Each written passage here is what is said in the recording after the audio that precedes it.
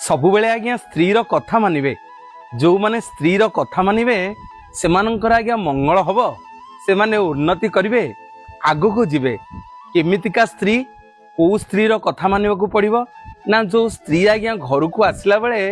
जौतुक आनिक आसीथिबो बाहाला बेले आज्ञा जौतुक आनिथिबो पुणी मनरे प्रश्न आसला जौतुक कथा कौन कहलेनी ए गाड़ी घोड़ा सुना रूपा ये सब जौतुक नुह आज्ञा चारिटा जिनिस जो झील ता शाशु घर को आसला बेले आणिकी आसीथिबो जरे आज्ञा एमितिका शक्ति ता पाखे थिबो ज उ तू क ए चारिटा शब्द आपण मानक आज कहबी जरे जी जम पाखरु ता स्वामी के आज्ञा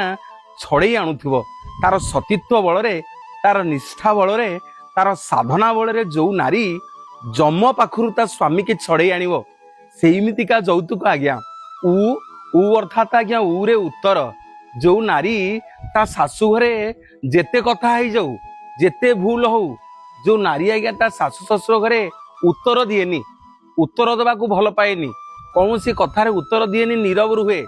से नारी आज्ञा जौतुक आणुए तू बोलते केबे काहाकू ता जीवन रे शाशु शशुर घरे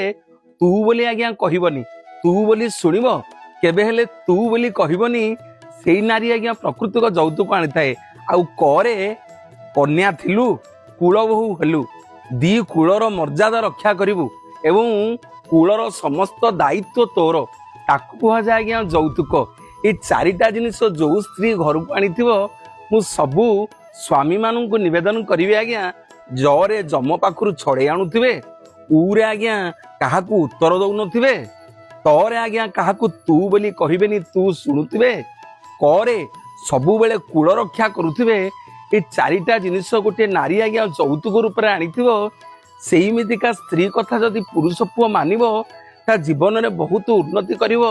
आ तार मंगल हबो। ए देखु नाहंती माँ सीता प्रभु रामचंद्र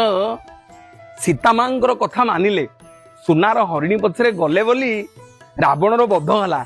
ए देखु नाहंती राजा दशरथ कैकेयी कथा मानिले